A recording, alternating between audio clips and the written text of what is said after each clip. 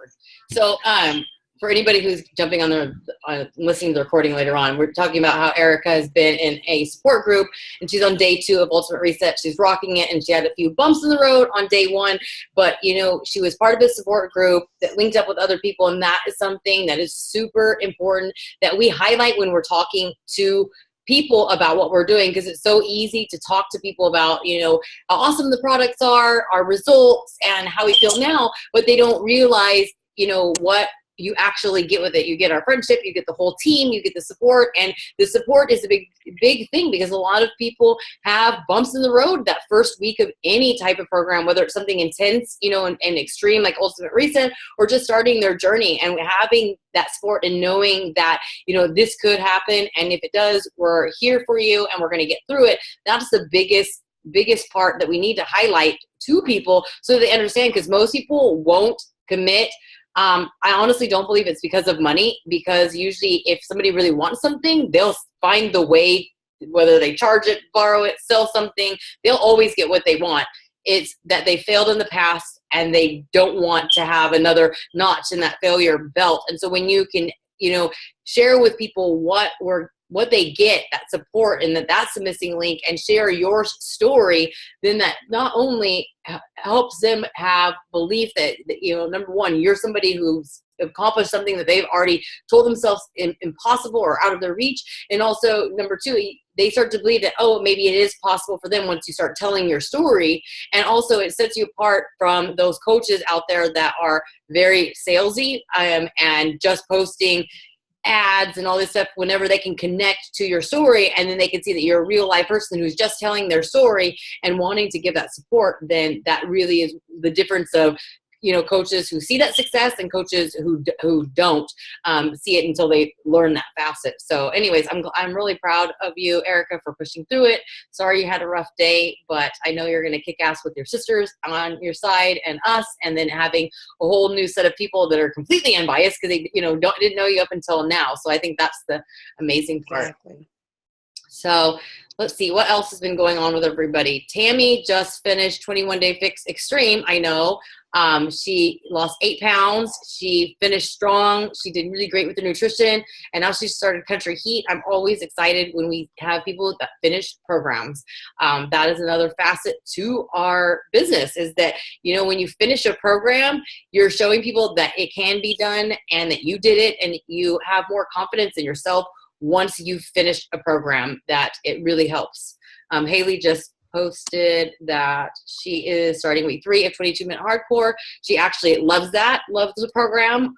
And I want to congratulate her, in case you guys didn't see it in the Relentless Squad, but she did her first vendor event on her own. And last weekend, sorry, my days are all messed up from traveling, but she ended up with almost 100 contacts. And I encourage everybody, is if you have any vendor events in your area, if you have any health fairs in your area, jump on this. Sam Thornton and I did our very first one in December of 2012. I had been a coach for less than a year, and she'd been a coach less than 6 months. We didn't know what we were doing. If you see the picture of us at that first event that somebody took, you can totally tell how rigid we were and nervous we were, and people were walking by and we're like, oh fuck, they're gonna talk to us, shit, But that's where I met Amy Ladwig, who has been one of my ride or die coaches that has been on the team since 2012. She came to meet me after she'd been in my challenge groups, and that's where I met her and her son Ethan. She met Sam, and her and Sam have become very good friends over the course of the last almost 5 years.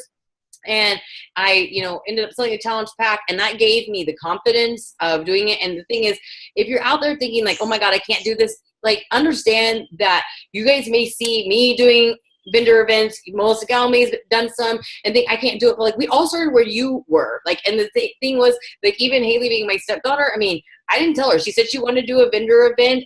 I threw her the same shit. Well, actually, I think Robin posted, or somebody posted it, a call that I did 2 or 3 years ago explaining how to do a vendor event. I didn't sit on the phone with her telling her how to do it or holding her hand. She literally just did it. She figured it out. She looked at the pictures that I, posted.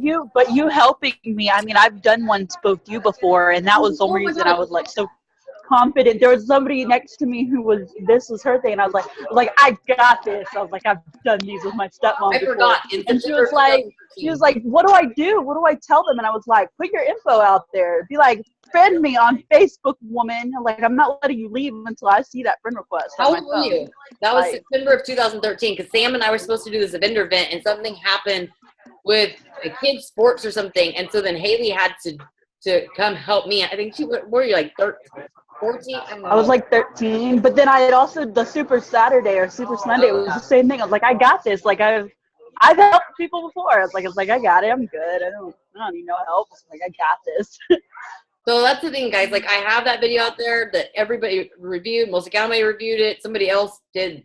I don't remember who else was doing an event. Sorry, it's like I'm trying to keep track of everybody. But like, all the information's there. This is the things you can do to step outside of your comfort zone. These things have grown my business. They've grown my confidence. And like, you know, the one thing I kind of wanted to talk about on the call tonight was really looking at what we do as coaches as, you know, a gift, that what we have is a gift. Because I mean, all of you are here for a reason. You know, all of you are here for a purpose. All of you have been here for over a year at this point. And so you're here because it means something to you. You're here on this call, you know, at your time, 6:30, 7:30, or 8:30 your time. You're giving up an evening to be here. So obviously it means something to you. So I really want you to dig deep about why you're here and how thankful you are that you were given this opportunity, whether, you know, the opportunity to, you know, learn about Shakeology, to be in the groups, to have a coach, to have the accountability, whatever it is, you know,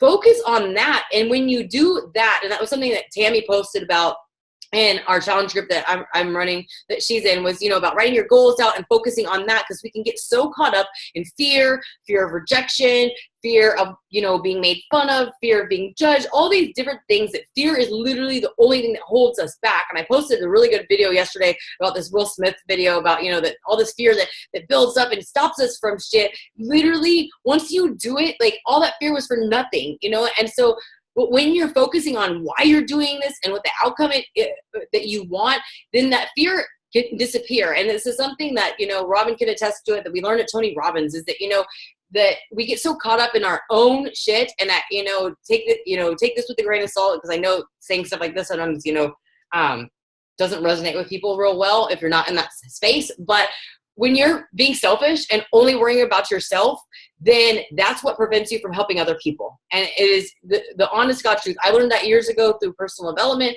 was that, you know, Danny Johnson said, my very first seminar I went to, she was like, you know, when you're judging other people, then that's when you are fearful of being judged. And I was like, ooh, that kind of stung. But then I was like, oh, I did. And, you know, I've thought about that since I've been traveling a lot lately and going to Tony Robbins events. It's like, I've seen people that were like dressed like totally like crazy. Like, I mean, some like out there outfits. And I remembered the old Mindy and Ryan. When we travel, like, you could look at my old MySpace. Anytime we traveled, we always took a picture of somebody and posted about it, and then like talk shit about them. Like, you know, about, oh my God, look at this lady. And I remember the comments that people said. And then I see the stuff that's going on now with the United flight and with the guy that murdered somebody on Facebook and the Trump thing and all this stuff that people are just chiming in, and they're so ugly. And I realize now that the reason why I don't care what other people think is because I'm not that person anymore. I'm not making fun of people. That I saw this lady that got on this plane the other day. She was an Asian lady, of course, and she was dressed like totally crazy, like socks and like weird sandals, like leggings, and then like shorts over this weird hat. And I was like, man, the old me would have snapped a picture and made fun of her. But then I thought, wow, she's somebody that really, that this was something that like gave her some sort of significance, or she just didn't give a crap. And I sat there instead of judging, but just wondering, what's her story? Like, is that just the way she was raised? Is that like, does she just not give any fucks? And she's super confident? You know, all these things. And I was looking for the good in people. And so now I don't worry about what anybody says. Like, I mean, I don't. And that's because I stopped judging people. I see things that I think, wow, I wouldn't go out dressed like that. But then instead of automatically assuming negative or having my feelings of being uncomfortable, you know, projected, you know, out in, you know, thoughts or statements, I sit there and think like, you know, what's her story, you know? And that's something that Robin and I, we FaceTimed earlier. We were talking about this, you know, really funny story.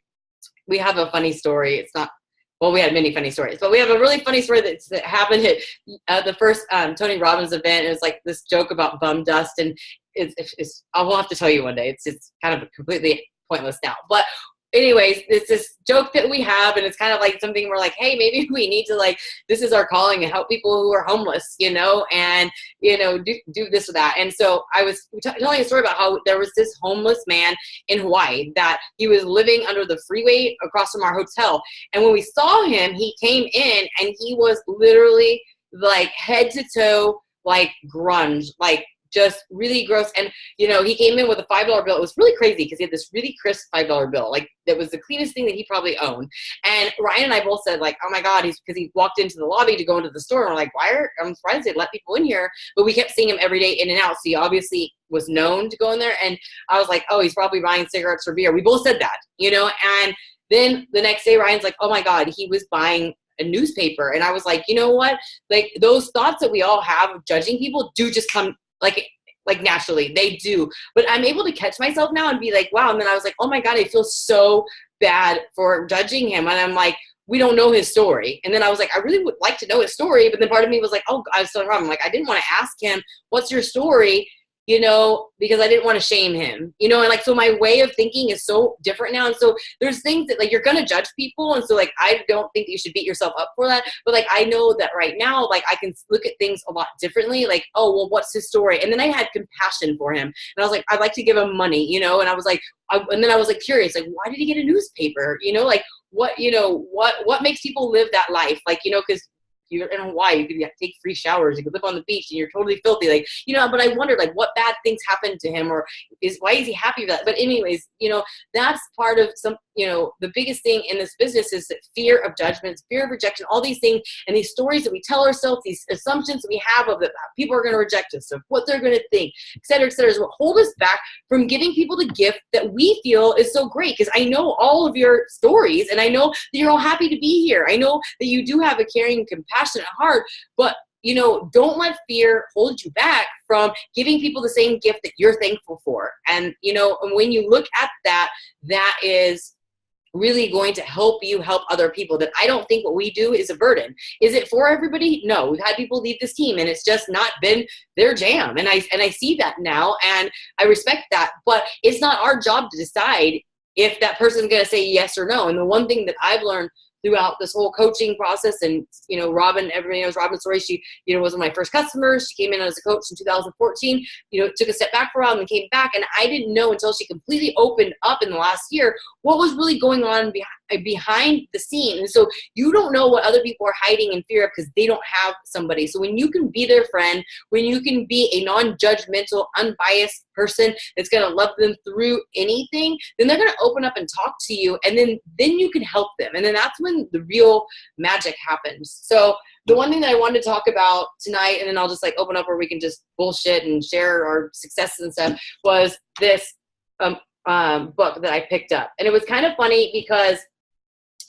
like, just a series of events. Like, I went to the Tony Robbins and met everybody, you know, Robin and Brandon and Sam and everybody in LA a couple weeks ago. And the flight that we had no Wi-Fi. And normally I'd be like super pissed, like, oh my God, like this anxiety, like I can't get my work done, I'm gonna be so behind, and blah, blah, blah. But I was really calm. So I was like, well, how can I make, you know, how can I make the best out of this? And so I picked up a book that I, you know, kind of toyed around with reading and never finished. I'm big on not finishing books, but it was called The Secret. And it literally, I only read like 24 pages because my ADD kicked in. Even on a 3-hour flight, trying to read the book and like watch everybody was very difficult for me. But I finished the first chapter, and it was all about the law of attraction. And if you guys don't have the book, or you don't want to read the book, if you have Netflix, it's actually on Netflix, and I watched it, and it's literally word for word what the book says. So, you know, it's basically like having it read to you.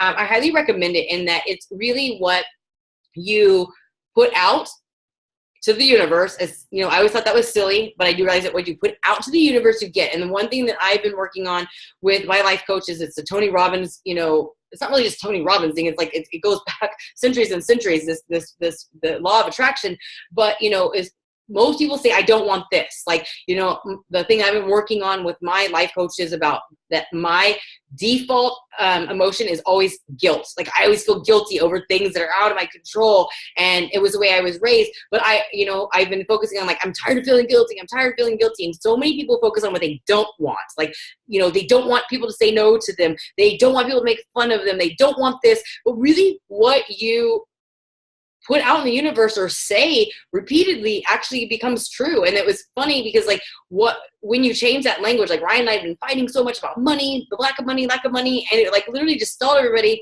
And then he started listening to Grant Cardone. And if you listened, I know Tammy has, I think Charlie has, the Be Obsessed or Be Average. He talks about, like, go and get fucking money, get money, get money. And Ryan was always that hustler who always, like, shit just fell in his lap. But when I started stressing about, like, we need to pay off this debt and we need to do this and there's not enough money, like, he couldn't fucking do a deal to, like, save his life. I'm like, what the fuck is wrong? And it was like, we were focusing on what we didn't have and what wasn't happening. And that's exactly what we got. So be careful what your thoughts are and how you frame your statements, even if it's just in your head, especially in your head, because your head, what goes on in your head goes on more than anything. But anyways, it was like the law of attraction. And it was so funny because I was like, oh my God, this, like, literally was, like, kind of a segue of what I learned at Tony and what I was, you know, focusing on more, you know, going back to Tony again.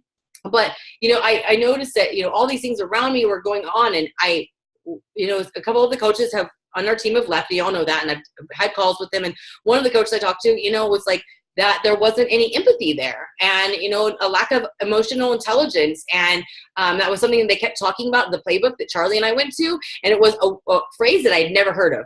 Robin and Jason watched The Bachelor, and apparently if you guys watched The Bachelor, there's some funny joke around emotional intelligence. I didn't know that, but it struck me. And so, long story short, my Haley wants to go to Harvard and everything. And then I was like, we were in the airport, you know, I always get the kids a shirt. So I brought Emily a shirt back because she didn't go on that trip. And this book stood out. It's a Harvard Business Review. And it was like, said emotional intelligence. And I was like, oh my God, like, it's just something, like, pulled me to this book. And so I read it on the plane ride home. And so it was just, you know, I noticed the shift of myself of, like, from when I went from the first Tony Robbins to the second Tony Robbins from November to March, I was so much more calm. Like, I was like, you know, letting go of the things I couldn't control, like being pissed that you didn't have Wi-Fi. It's like, hello, you know, third world problems. I mean, and I thought, like, what should I do? And, like, and everything all just kind of bundled up of that. And, you know, I noticed that whatever you focus on, like, I told Ryan, I'm like, you know, Robin and I have this joke about bum dust. And then we were like, when we went to Tony, we're like, oh my God, like, you know, that maybe that's our sign that we need to help unfortunate people. You know, I mean,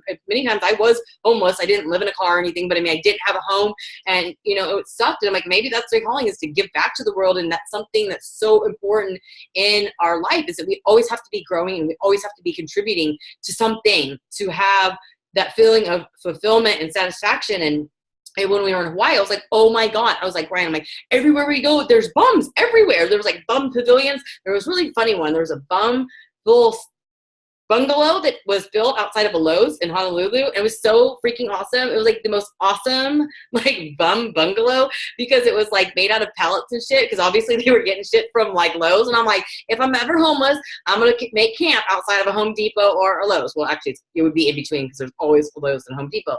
But then I was kept saying, like, oh my God, there's bums everywhere we go. We were driving on the freeway. We were driving here. They were everywhere. And I was like, they're just everywhere. And I was like, oh, because that's what we're focusing on. Like, it's been something that brought up. I'm like, there aren't all of a sudden this overabundance of bums just because Robin and I said maybe we should make this be something that we want to contribute, is what I was focusing on. And that's something that Tony talked about. And at Unleash the Power, he was like, scan the room for the color red. And, you know, he gave us like 30 seconds. So everybody's like, you know, where do you see red? And they're like, how many things did you see that are brown? And everybody, you know, was like, you could hear the, you know, people talking in the crowd. And they're like, they didn't see any brown. And he's like, now take a look around. Also, you can see brown. So whatever you focus on and whatever is on your mind, you're going to gravitate towards. And whether that's negative or positive, you're going to gravitate towards that. So instead of saying, I don't have, you know, enough people, or Success Club is impossible, or that, you know, these things that you tell yourself, or that, you know, depression holds you back, or anxiety holds you back, or ADD holds you back, or whatever it is, story you're telling yourself, reframe that story, you know. And if you are one of those people who are like, oh, it seems kind of cheesy, and you don't want to be like, I am this, because, you know, I know some people feel silly saying like, you know, I am awesome, I freaking rock, you know, maybe just say like, I'm going to be awesome today, you know. Maybe that might be a segue into saying those things that feel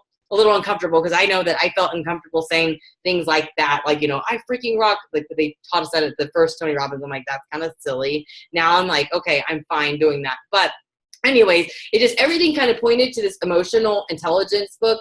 And so, you know, I've been reading it. I haven't finished it, obviously, because it takes me a while. But I wanted to read a couple of things that I circled or whatever that really I thought could be applicable to our business. But, you know, emotional intelligence is what it takes to succeed in this business.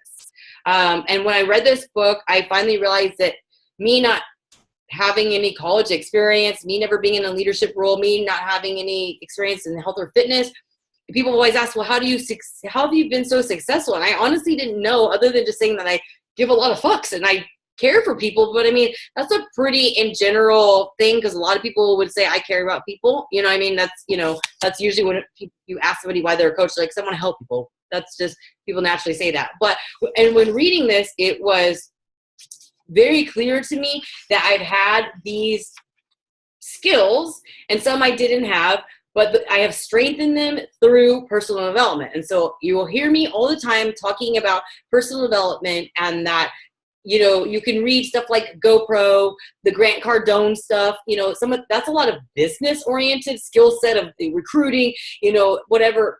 But there's something about mindset, and part of being a good leader in emotional intelligence is self-awareness. And I don't think a lot of people nowadays are naturally self-aware of what's going on. If anything, they do things to numb their mind, whether it's drinking, being involved in other people's business, you know, getting, you know, caught up in, you know, Netflix, or, you know, social media drama, or, you know, different things. People will do stuff to like sidetrack themselves from their own problems. So I don't think that self-awareness necessarily comes natural anymore, because we have so many distractions. But personal development will help you with that. And then self-regulation, and that is something about not being led by your emotions, or when you can, being able to have that like gut checkpoint of how to fix it. And so that's come with personal development for me. I got really pissed off about an email that I happened to open up while we were getting in line to get back on the plane in Honolulu, and it literally pissed me off. I sent an email. I actually think it was pretty professionally nice for myself. There was no F-bombs, but I was really fucking pissed, and I had tons of anxiety over it, and I was just like seething mad when Ryan turned around and I was like, he asked me a question, I'm like, hold on, like, I'm gonna send this. I did not apply the Tony Robbins 90-second rule, and I was seething fucking pissed. Like, I was fucking pissed. But then, you know what, we had about an hour and a half to wait for our plane, and we sat at this bar. Ryan ordered like one of the wine beers that he liked, and I was sitting there and I was just seething mad. But then I was like, no, I sat there, and I'm not apologetic for how I felt, because like, there's nothing wrong with being mad. I see that so many people get upset if they get mad or they get sad. It's like, dude, that's okay. Like, that's like part of our human psyche. Like, that's what lets us know what things wrong. But when you are led by your emotions, like my old me would have like went off and like on a tangent on Facebook about it. I would have said really ugly stuff about it. I would have stayed mad for days. I would have tried to get even, you know. But instead I sat there and I was like, okay, what is the issue? And then that's when I realized that what was said in the email by Rebel's director at the school, you know, was really a reflection of like passive aggressive guilt tripping to make me feel bad. And also that she was trying to control our family trips, and I had asked permission, and that was an old reaction, because I didn't like being controlled by my adopted parents, and I didn't like to be controlled having to ask my old boss, like, can I take off if my kid has a dentist appointment? And so I realized that I was overreacting to a situation because it brought up old stuff, and then it all came down to guilt. Like, that guilt is my, you know, go-to emotion, and some people, like Ryan, it's anger, and so everybody has that go-to emotion. So I'm not upset. Like, I could be mad at myself that it took me 2 hours to get over it, you know, but I'm happy that I took those 2 hours and stayed mad, but tried to figure out what was going on. And that's that self-regulation, is that it took me longer than I'd like, but it also, I found a solution. And then as soon as I had my call with my life coach yesterday, I don't know what, yesterday, that's what we talked about. And that's all it takes. But if it wasn't for personal development, I wouldn't have that self-awareness. I wouldn't have that self-regulation. I wouldn't know how to control my emotions, so my emotions didn't lead me. And so these are the things that, like, you can train yourself. you can train yourself, because so many people, you know, I know will say like, oh, well, I don't have that, you know, and that's just not me. It can be you if you hone in on that. And so if you know that some of these things are things that you're lacking in, I highly suggest you go and work on that. Don't just pick a book or an audio book that you see, you know, one of us posting about that we love, because if that's not going to resonate with you or help you with the areas that you need help with, it's just wasted time. And I see so many people that, you know, I know recently I've seen somebody who's like talking about, oh, I went through all these books in the last year. And then we've talked to this person and like, I've read those books. They were all in my library, and it didn't soak in. So I'm like, don't go through books just to go through the motions or finish X amount of books a month, or because that's what I said to do, or another top coach said. Find something that you need, you know, work on. And so this was something that on the self-awareness part, it said the self-awareness extends to a person's understanding of his or her values and goals. Someone who is highly self-aware knows where he is headed and why. For example, he will be able to firm in turning down a job offer that is tempting financially, but it does not fit with his principles or long-term goals. A person who lacks self-awareness is apt to make decisions that bring on inner turmoil by treading on buried values. The money looks so good, so I signed on. Someone might say 2 years into a job, but the work means so little to me that I'm constantly bored. The decisions of self-aware people mesh with their values. Consequently, they often find work to be energizing. And so this is something that I think you all know, we talked about other MLMs and people leaving, that, you know, it doesn't fit right, you know, with our goals, looking at them, but you have to understand that sometimes people's goals are different than ours, or their goals change. And so that's why they make these decisions. On the self-regulation, this was something that I thought could apply to, because we have a lot of changes. Beachbody On Demand has came up. There's been a lot of changes within the rules, with compliance, all these different things. And I've been with Beachbody for over 5 years, and I've seen a huge change. And there's been a lot of changes with technology, and we're always trying to please the public to help them get better results. Not what's comfortable for people like us who've been around the products for years. You know, because I know Tammy's been using the products for, I think, 10 years. I know Wendy, Martin Miller, she's been using P90X since it came out. So I mean, people like us who've been using these products for a long time, it's so easy to be like, we just get it. But we're trying to always constantly market and appeal to people out there, the newer the new generation, like Haley's ages, or 18, to 25, that are really big into technology. So, you know, and it's something that, you know, Ryan and I, Charlie and I have talked about like, you know, embracing the newness. Like me and Ryan were not against Beachbody On Demand, but we're like old school. Well, let's just do DVDs. You know, it was so much easier. But I needed to embrace Beachbody On Demand because that's the new thing now. I'm getting tons of customer leads with that. But the part about the self-regulation said people who have mastered their emotions are able to roll with the changes. When a new program is announced, they don't panic. Instead, they're able to suspend judgment, seek out information, and listen to the executives as they explain the new program. As the initiative moves forward, these people are able to move with it. And so I'm not bashing other people in the network, but I've seen a lot of coaches become extremely fearful of other MLMs, the Lipsens, the whatever the wine is, the direct sellers, because other people are leaving for that, and they're letting fear take over them. And I've seen comments from coaches saying like, oh, well, now it's so hard to recruit a coach because of the new change with compliance. No, it's not. I mean, if that's what you're saying, then you will never sign a freaking coach. So these are the things that, you know, I realized that my self-regulation and self-awareness has been fine-tuned in 5.5 years. That's helped me, that like I haven't panicked and I haven't judged these people. Like that's one thing I encourage everybody, like people leaving for the wine business, support them. Like that's obviously what they want to do. And if we have that place of a loving, open space for people to come back to, if they made the wrong judgment call that doesn't really truly mesh with their values, and they got caught up in, you know, something else that, you know, something shiny that they thought worked for them, then we need to be that team that welcomes them back, you know, and doesn't judge them. And so these are things that are so important, and that I think is so important to teach people that we bring into our team as well, is to have that facet as well. Because when people say no, I mean, like Robin, you know, I'm sorry to pick on you, Robin, but you know, she decided to try out, what did you try out? Isagenix.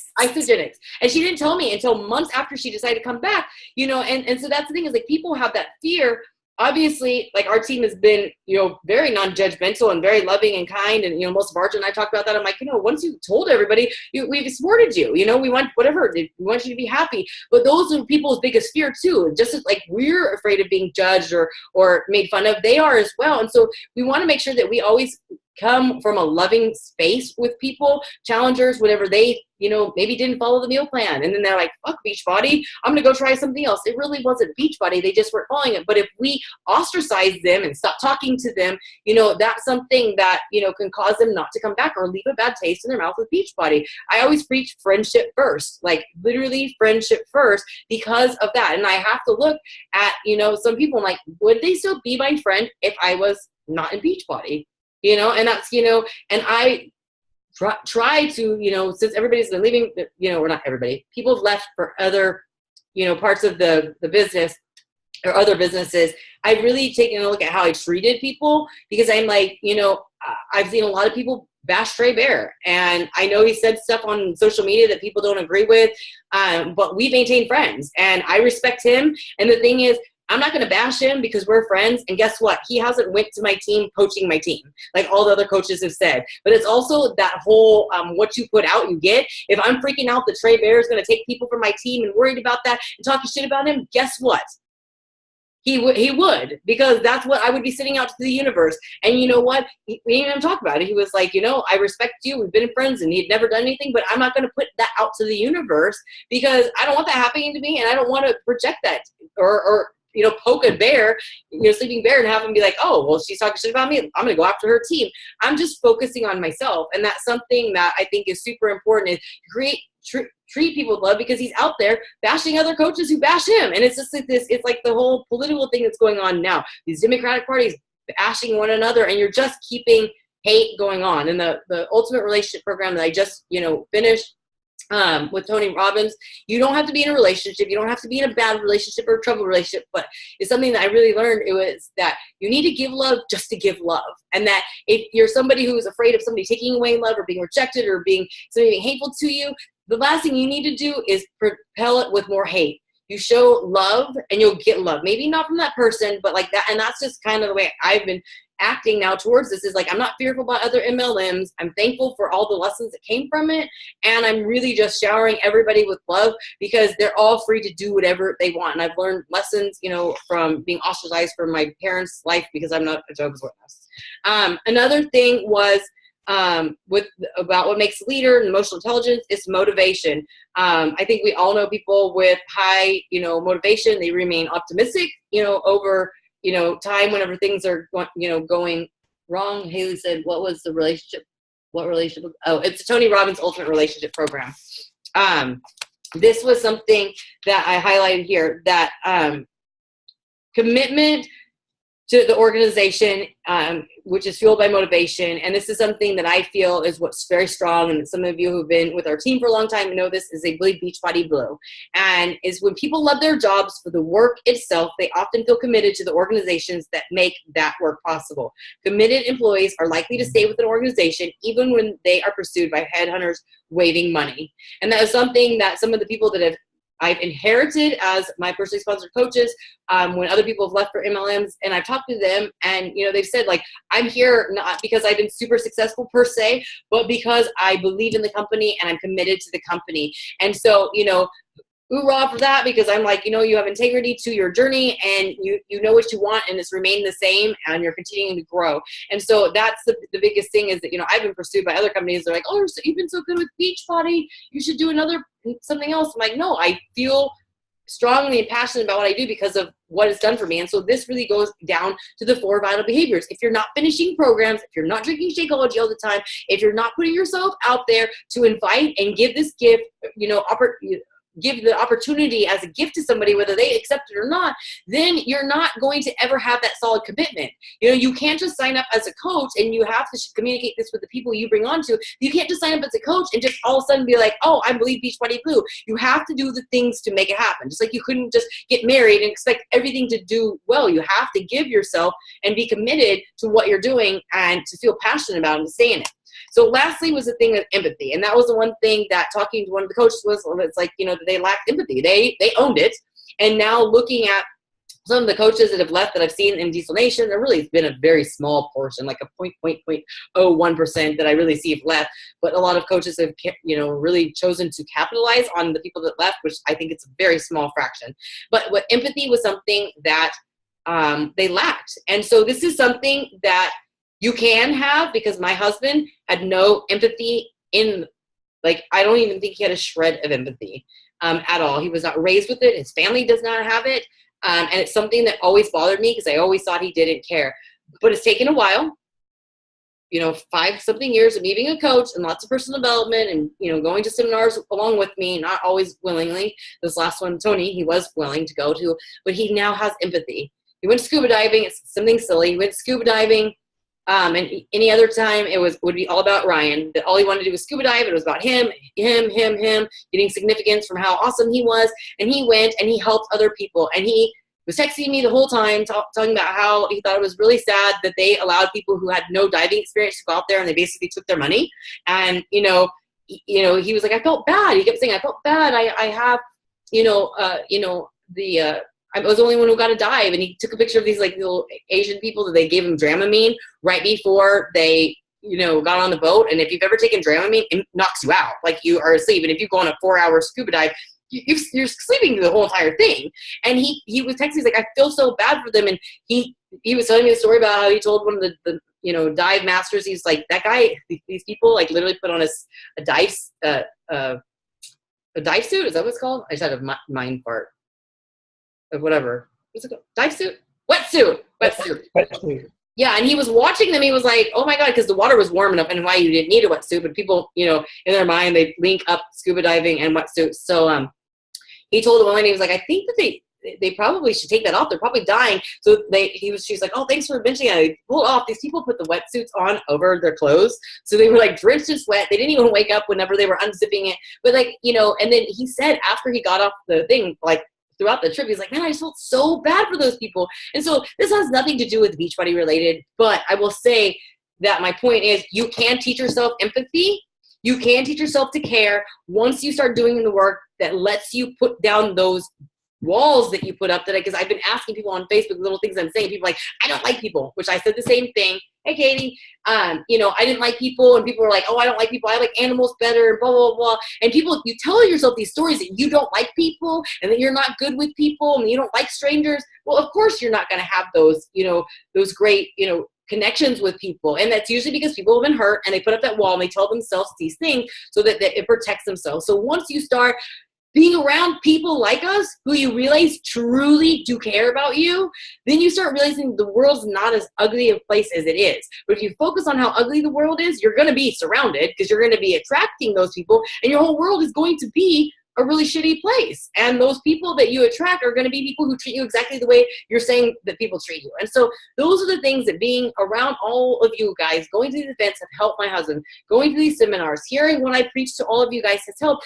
And it may have taken him time, but he learned empathy. And so these are the things that's what it takes to be a good coach. And I talk to coaches who are struggling, and they're the ones who say, I'm sick and tired of fucking listening to people whine and tit and blah, blah, blah. I can't hold their hand and blah, blah. And I don't think that I'm holding anybody's hand. I mean, I think that I'm here to help guide people and remind them of why they got started, help them really dissect what their fears are and push you guys to do things that are uncomfortable. I mean, Tammy posted, 2 days ago, I think, sorry, my days are mixed up and I was behind on posts, but that she stepped out of her comfort zone, and that, and I was so excited for her. I didn't care. I didn't ask like, oh, did you get a response or, whatever, but it was that she went out and she did it and she owned it, and that everybody was like, saw that she did it and she was proud of herself.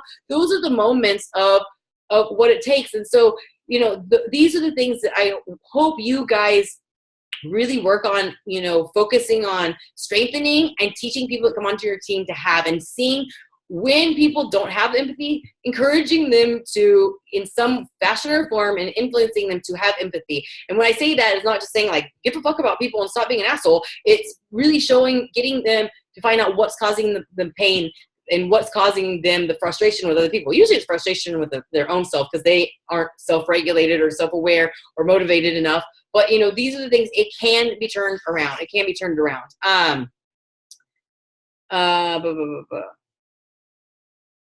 I was going to read one last part. Where was it? Hold on.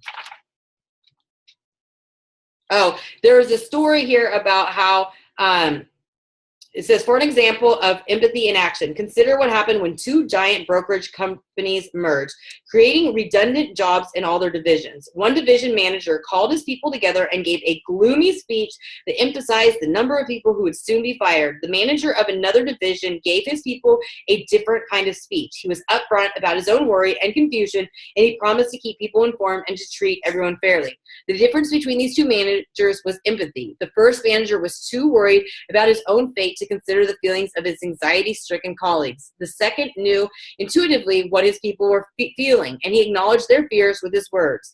Is it any surprise that the first manager saw his division sink as they demoralized people, especially the most talented, departed? By contrast, the second manager continued to be a strong leader. His best people stayed, and his division remained as productive as ever. Empathy is particularly important today as a component of leadership for at least three reasons: the increasing use of teams, the rapid pace of globalization, and the growing need to retain talent. And so I'm not tooting my own horn, but I really, when I read that, I was like, that's why I think our team stayed pretty intact with the whole wine thing and the lip sync thing that came up, is because I didn't cause like a big like freak out section with the team. I kind of regulated it, that I knew for months, and whenever I felt it was a problem, I said, this is what's going to happen, this is what I encourage you to do, and these are my thoughts. And when people left, I supported them. When people stayed, I encouraged everybody to have the right attitude. And we just got on with business, like, you know, and we didn't let that distract us. And so, you know, those are things that I hope that you guys take moving forward, and not just be like, okay, that's great, I'm going to do it, but pass down to your team. Is because what's going to happen is that I hope you guys are my ride and die coaches that stay. Don't think that the direct sellers and the lip syncs and the LuLaRoe and all this shit is the end of it. It's going to, something else is going to come up in the future. And you've got to learn to weather the storm, and you've got to learn not to let the fear of that take over, where you start telling yourself you can't, recruit people, or that this is oversaturated. Our business is not oversaturated. It's not oversaturated. That's the one thing that I picked up going to the playbook. It was like a light switch. Because I kept hearing all these direct sellers, people talking about, oh, Beachbody's so oversaturated. And I'm like, really? Is it? I mean, come on. Like, there's 300 million plus people in the United States, and we're in Canada, and we're in Puerto Rico, and we're expanding, I think, to the UK. I don't know for sure. We're expanding. I'm like, we're not oversaturated. But if you have all Beachbody coaches in your newsfeed, and that's all you see day to day, you're going to do that. And so my biggest thing is, if you're already thinking like, oh my God, all I see is Beachbody, everybody knows about Beachbody, then unfriend some coaches or unfollow them and just go to their page when you want to check them out, because that's where all of your time is going, you know? And I've seen coaches who were the first to like my post, the first to comment, and they were the ones who were always saying, I can't find anybody, blah, blah, blah. I'm like, yeah, because you're too busy commenting on my stuff. We already have a relationship, you know? I mean, like that, anyways. So that was my spiel on emotional intelligence. There's a book that Josh Coates was talking about in Emotional Intelligence 2.0. Have not picked it up. I like this one because it's a Harvard Business Review, and there's a lot of facts in here. And so I don't know. I guess it just depends on your brain. Some people like facts and figures and stuff. But, I mean, I think this is going to be helpful because it's just really, like, short and to the point. Anyways, I'm done talking. Does anybody have anything to say, celebrate, things that they're struggling with? I am 2 weeks dairy free, which is killing me because I miss cheese in my eggs and I miss milk in the morning. But I'm going strong. I'm getting there. I've got 2 more weeks, and then I'm going to reintroduce dairy and see if it was causing my eczema, or if it was just a coincidence. I don't know yet, but it's still there, but it's not like all over my face. It's just in like 2 areas versus, you know, on my cheeks and chin and nose and forehead. So it probably was the reason I was having such bad breakouts. But yeah, I've threw out all the cheese and milk products in my house. Good job. I was going to say, I think that for the last couple times we talked, you've talked about how much that you miss milk and stuff. I'm just going to remind you, from what I said in the beginning of the call, that when you focus on that, when you tell me that or say that, then that makes it seem worse. It's like that whole, what's the word? You feel, what's that word? Not restricted. What's the word? When people think things are taken away, and then they're like, come on, Robin. Deprived. Deprived. So I Deprived. think the smart Oh, to throw it out and then just stop talking about how much you miss it because you're going to feel deprived. And then just focus on how great your skin feels and how good it feels. And that, just that, I mean, because I've cut dairy out and I just don't even think about it anymore. I just don't buy it. And your father actually hasn't even asked for cheese himself. So, because we cut that off for Tony Robbins. So, and congratulations, Erica, for your sobriety. It's so amazing how many people on our team are like sober. Like, it was crazy because we started off, oops, Erica went away. I don't think she meant to. It's crazy how our dynamics of our team changed. What else was I going to say? Oh, we have the Success Club trip coming up. I am going to be doing a coach sneak peek thing. I started the event invite. It's under, if you type in like follow the Relentless Squad to Punta Cana or the Dominican Republic, you can find it. You're free to invite people to it. The one thing that I always tell everybody to do is, explain like who the fuck I am, and that why you're inviting them to this person, my event, and why you want them to follow along. I also suggest that you put the Riviera Maya Success Club trip of 2018 on your vision board as well. The Success Club trip is what builds I don't know what the word is. There's 6 human needs that Tony Robbins talks about that really create like lasting change, create addictions. And that's, love and connection is one of them. Certainty, uncertainty, growth, contribution, and significance. And so when you go to things or do have a behavior or action that meets at least 3 of those needs, it becomes something that you love, something you're addicted to, something that you need, crave. And so the Success Club trip makes everything real. You have the significance on social media where you can be like, oh my God, I'm proud that I'm here, that like I'm surrounded by all these people, that everything I've been talking about is real. And you have that love and the growth that are so your natural human needs whenever you're there. And that's where I see that these events are where people become 100% fully vested in this business, is when they have those connections. And the Success trip is the best is because there isn't all these meetings. Like, Summit is crazy. Like, you're all over the place. You don't have a lot of time. Super Saturdays are crazy because people usually like, they drive in from somewhere, they stay, and then they leave. Maybe you'll have dinner with somebody. But like the Success Club trip is where we get to have fun, you get a bond, you get to like just really just chill and get to know people. And so, I encourage you guys to focus on getting there. Somehow, I'm really making this, now that we've stopped drinking, about, a family thing. Because I made this all about partying for years, and then I kind of attracted nothing but partying coaches. So, and those coaches, except for Mosigame, didn't really stick around because she obviously followed me on the sobriety tour. But anyways, I'm excited about this one. Literally, the next trip, a year will fly by. So do what you can to get there. It's Robin and Brandon's first Success Club trip, so I'm excited for them. Anything else anybody wants to talk about? Charlie's been kicking ass. Charlie, want to say anything? Does Charlie want to say I'm trying anything? unmute myself. I have been kicking ass. I've made it a week, almost 2 weeks of getting up at 4 o'clock in the morning and working out. That's awesome. Because we all gave you such a hard time about that. It's not always pretty, but I am getting up. But see, That's awesome. I think it's because I read Miracle Morning, even though I knew a lot of that stuff, just listening to it every day, and just kept grinding in my head. And I failed a few times. I'd oversleep about 30 minutes, not having enough time to work out, but kept trying. And I finally got it. When you stop telling yourself the story that you're not a morning person, I mean, that's a big deal. Because we all hammered your ass on that one call. Like, stop saying that, and you stopped saying that. Yeah, we did. We gave you tips and you tried it out. It's really nice because it's quiet and there's nobody bugging me. And It is really nice if you can get it into your routine, because it's tough to start. So I'm really proud of you for sticking with it and getting it done.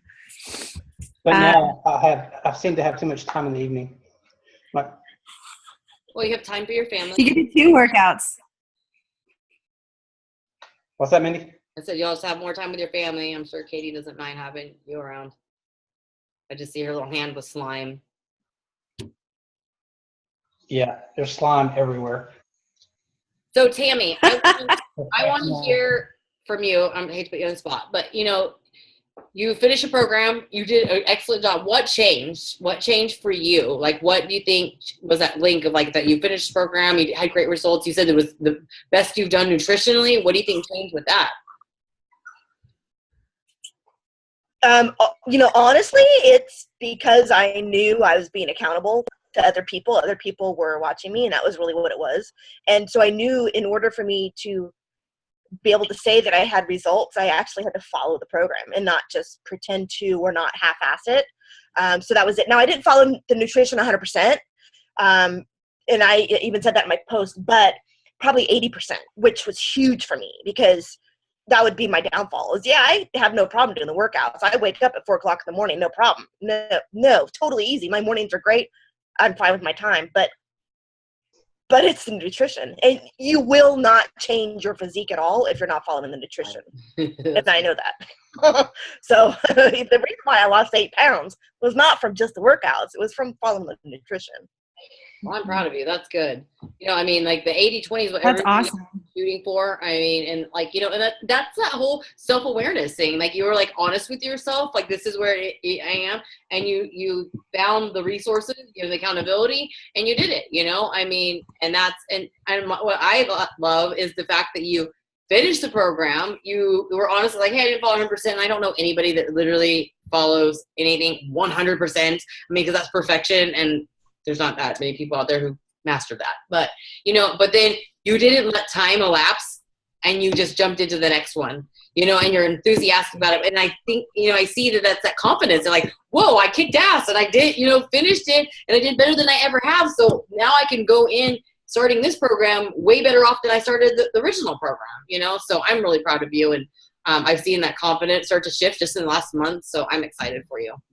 So anything. Yeah, I am too. Now, unfortunately, well, my birthday was on Wednesday, and I woke up sick. So I've been kind of sick ever since. So I haven't done much of a workout. I did a couple little workouts over the weekend, but so I haven't done any workouts. But unfortunately, with being sick, is I'm not wanting to eat all the time. So I'm able to follow the meal plan without having to worry about overdoing it or anything, because having a sore throat stuff you don't want to eat when you're sick. So, but I'm feeling a little bit better. I'm thinking I might be able to get back to a workout in the morning, hopefully, because I don't want it to get derailed. And then I'm going to be starting the UR again. I just did the Ultimate Reset, I think in January, February. But anytime I get sick, I feel like I need to do it again because I've been taking meds and everything. Right. And my body's just kind of slacking right now. So I think I'm going to do it again, like in May, the beginning of May, in a couple of weeks. I'm going to do it again. And then that'll kind of give me another, jump start. I always feel great after I do it. So. Oh, I know. Oh my God, I know. Well, I'm proud of you. That's a good thing about, really staying on track is always knowing what you're going to do next, Yeah. So is anybody going to do here goes like, you have to be supportive of everything. Is anybody doing the U versus UV2? Hell yeah, I am. Are you kidding? That's going to be a hot mess, ridiculous, funny ass shit. Come on, Charlie. Get up at 4:30 and do some dancing with me. Hell no. I'll probably do some really funny videos doing it. I don't really know anything about it yet. Like if it's 30 days or 60 days or. I don't know. I've just been telling people that it's like a new Sweat into the Oldies. Yeah, do you remember today? You seriously like the new age Richard Simmons, and I saw something in the grocery store online that like Richard Simmons has dropped off the face of the planet for the last 2 years. So there's a whole podcast about finding Richard Simmons. Yeah, it's amazing. He disappeared. He was just admitted to the hospital for intestinal problems. He self-admitted himself to the hospital because he had gastrointestinal problems, and I believe he was just released yesterday or today, but he was in the hospital for a few days. Oh, wow. It was on the news this evening. So I don't know any of that stuff. Yeah. Mindy, do you remember in PE when it was raining, they would have us, you could choose your own activity, and we would go do those Sweat into the Oldies videos in that little room by the weight room? I don't remember. Do you remember that? A D- in PE. I don't remember anything about in PE except for Kelly or Bandy always pissed me off because she was always like the jock and everybody loved her. And She was so good, and like she'd stand like a normal person, and then as soon as a boy walked into a room, she'd like stick her tits out. That's what you do when you have tits. Now she does CrossFit, which is insane. Dude, yeah, she's like some rep for some like wraps or something, I guess, for your hand. Like, yeah, she's like got an insane like body. Like, I mean, it don't like who she turned out to be. Like, literally was exactly who she was like as a kid. Like, very competitive, very athletic, very driven. Well, she was never doing Sweatin' to the Oldies with us, Yeah. so she won't be doing UV2 with us either. Her dad was like the coach, and like seriously, like I Mhm. think he wanted her to be. Wish she was a boy because he treated her like a like you know one of the dudes, and she could like kick ass in any sport like a guy. I mean, she was fucking phenomenal. Yeah, she was, but she was also kind of terrible. I hope she turned out to be a better person. People were very mean to her in school. I don't know. She was very mean to me. She was in mean, school. She was mean in middle school. She was mean. No, I'm sorry. And I know now that's were because very she was in pain, but I hope that she like moved past that and became like a good person. I think so. You guys I gonna be mean, in the Maybe you turned out okay, so I there's was never hope. mean to people in school. I was always one getting picked on. I know, we were such nerds. Oh well. Say, Charlie. Oh, can I talk? Yeah. Yeah. Are you? I forgot what I was gonna say. Are you gonna join or whatever? Are y'all gonna be on the Diesel Nation sneak peek thing tomorrow night? What? Oh, the sneak peek? Mm-hmm. Oh yeah, Becky's doing a party thing. No, I saw her. Oh, post I it. have no idea. No, I didn't. Okay. Will you send us will you send the invite to me, Charlie? Yeah. That would be great. And then if I get it together, I'll be on there. I'm at Success Club 6 right now. I signed 2 people as coaches in the last week. What? Congratulations. yeah. Hey, did you guys see my Success Thanks. Club thing for finishing out the last 12 Yeah. days? The post? Yeah, I saw that and I was like, oh, I gotta figure out my post now. But like the two people that signed as coaches, all 3 of these people have put me off for at least 6 months and said they weren't interested and no. And then one of them started saying, yeah, I do want to do this, but I don't have the money and blah, blah, blah, blah. Well, all it took was like staying in contact and keeping that conversation going. And 2 of them are like, one's my cousin and one is my cousin's wife. So that doesn't count quite as much. They have to talk to me. But I like stayed in touch with the other girl and just like stayed her friend. And then when she was ready, she was ready. And so, you know, it's just proving that Mindy is right, which I hate to admit, but it's true. You know, it really is the just president of that club, Robin. You what? You're like the president and vice president of that club that Mindy always is right. Like funny. There should be It looks like Charlie wanted to say something. Did you want to address He's the class? raising his hand. yes, Mr. Taylor. Yes. Yes, Charlie? Mindy is always freaking right. I don't know. Because reluctantly and with great hesitation, I stopped myself from adding just females because that's what I do. I started adding guys. Now I got like 5 guys who are all interested this month. Normally I have 3 or 4 people total that I'm talking to a whole entire month trying to get them in. This month I've got like 12 people. That's awesome. Wow. Nobody is committed yet, but I've got like 3 people say, yes, definitely I'm going to do it.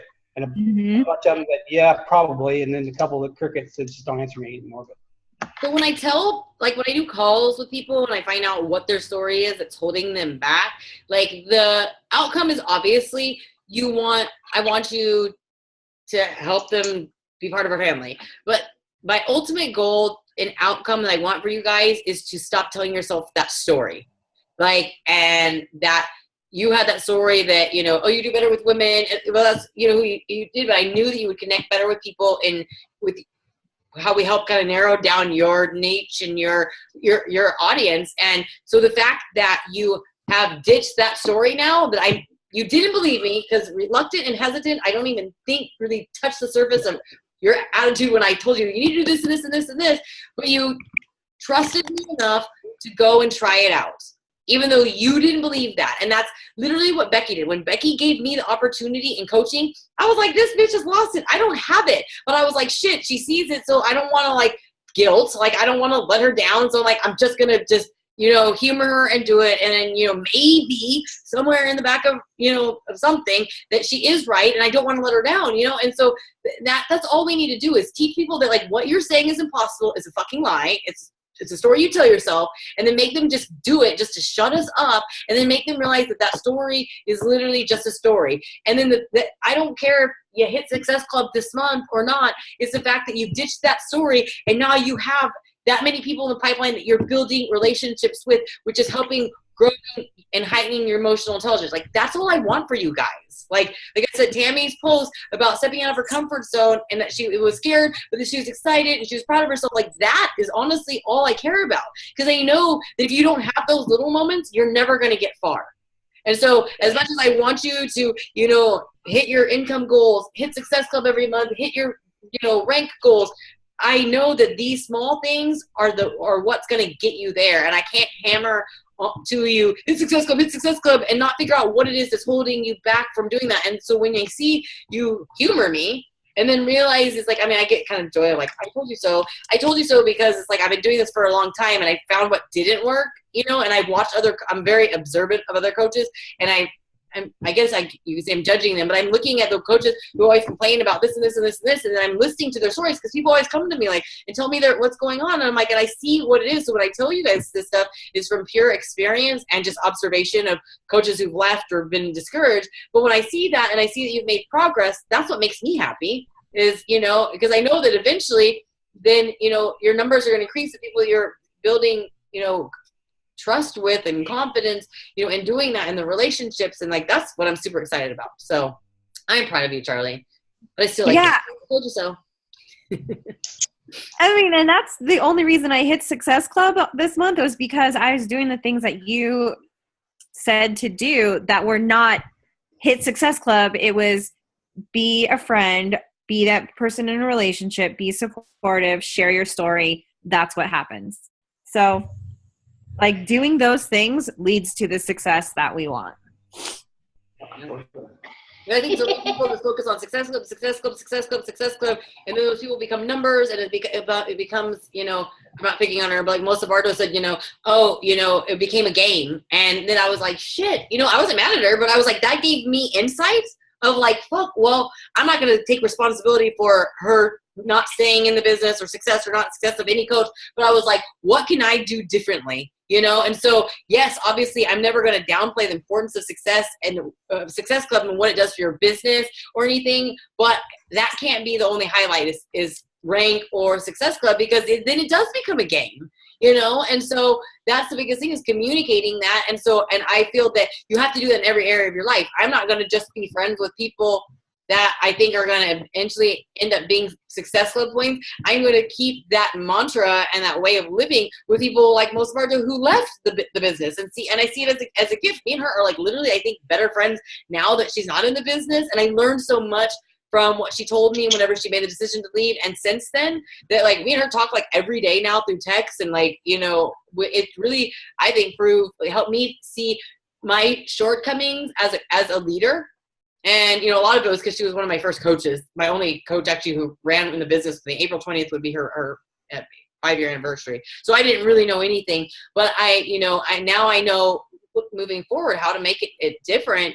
But I realized too that, like, hey, like our friendship stand the test. Like it wasn't about business. It never was, and so that you have to have that mentality with friends before, during, and after, and even if they leave. Like that has to be the truest part of who you are, because you can't just be friends with people when they're producing volume and income and Success Club points and elite points. You have to be their friend no matter what, and that's, I've seen coaches who only pay attention to new coaches who help them get elite points. Like, most of my coaches are hitting Success Club or coaches that don't even help with elite, but I still want to see them succeed. I still want to teach them. And so that's the biggest thing. And that's where that empathy comes in. So anyways, it's already been an hour. Sorry to keep you guys. I know it's late for Charlie. So anyways, I'm proud of you guys. Thank you for your time. What was I going to say? No team call next week? We're going to be in Punta Cana next week, so Are we No. doing? Probably not. Oh yeah, no team call. And then in May on the 2nd, I'm not doing a team call because it's my best friend Amanda's birthday. I haven't even talked to her about what we're gonna do, but I'm gonna take her out to dinner or do something. So I have a call. I'm pairing up with Christy Parmore. She asked me to do a call for her team about free groups, but she's a great leader and she has great content. So we're just kind of doing it together. I'm not going to do a call on the 16th because I'm leaving early in the morning on the 17th to stay with Becky. And we're going to Entre Leadership in Orlando. So the next call then will be May 30th. So we only have 2 calls in May. I'll try to probably pick a day somewhere in between that's not on a Tuesday to do a call for just my PS coaches. I don't know yet. Okay. Cool. If any of you guys want to host a team call for the team on the week that I leave to go to Becky's or the week that I'm at the Entre Leadership, by all means do, because I would love to have people step up where I'm not always the one that has to do team calls. If you wanted to partner up. Charlie did a great job of leading the team while you were in Hawaii, so I think Charlie would be great at leading the team call. I don't remember doing anything other. Oh, she's. You did. So I think you should lead the team call because I think people are sick of hearing me talk too. Yeah, I think people are kind of over Robin and Melissa and Mindy. Some people named Mindy are sick of hearing me talk, so Well, that's just Ryan. Ryan says like Robin. he's obsessed with me. Harley, you should always pair up with Chris Lillis and Amanda Leduc and maybe do like a 40 minute recap of the playbook for the team while I'm gone. That would be really cool. I can probably do that. You have the PowerPoint. Yours is Yeah, much I'm better. curious about this playbook thing. Yeah. The playbook is awesome. Yeah, Do you have the it at least PowerPoint. just for us. Me and Tammy need it, Charlie. Yeah, you What? should actually do it because you have the PowerPoint and Amanda has all the notes typed up. You guys are like you were the first ones, or the only ones to do it. Maybe Longhorn would be very proud of you because you did exactly what she said to do. Anyways, just a thought. I'm always totally happy when I have leaders step up. It takes pressure off me. I'm always so happy when it happens too, Charlie. Yeah. No pressure or anything. I'll see what I can do. Okay. It's in your hands. All right, guys. Thanks, Mindy. I'm gonna go wax Ryan's back. Yeah. Oh, that's fun. Ryan inspired us. Just as back. Yeah. Oh, too funny. I have a story to tell you, Charlie, but I'm not going to tell it in front of Katie. All Okay. my kids got to hear it. They thought it was pretty funny. Yeah, but I don't know. I know your kids. And I don't know what the level of stories that Katie gets to hear. Oh, that just reminded me. I need to grab the Cards of Humanity to put in my suitcase. Thanks, Robin. You're welcome. Bye, everybody. You're welcome. Tammy, I hope you feel better. Katie, Y'all make have you. fun and- Dad does what I and told him to keep do. Okay, Katie? I'm like making you make sure he does what he's supposed to do. Yeah, Katie, tell him he has got to do that team call for us.